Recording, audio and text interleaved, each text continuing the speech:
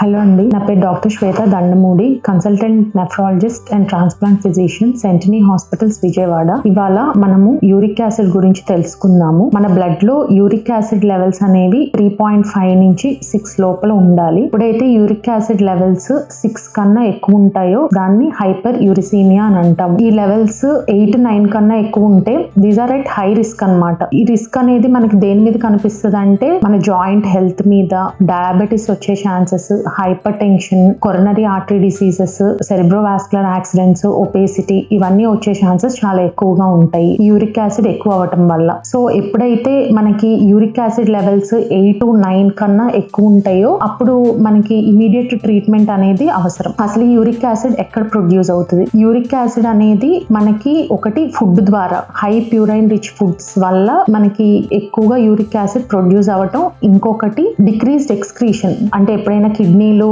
2 పాడైనయో మన uric acid అనేది excrete అవ్వదు. సో అప్పుడు ఈ యూరిక్ యాసిడ్ లెవెల్స్ అనేవి పెరుగుతాయి. Thank you.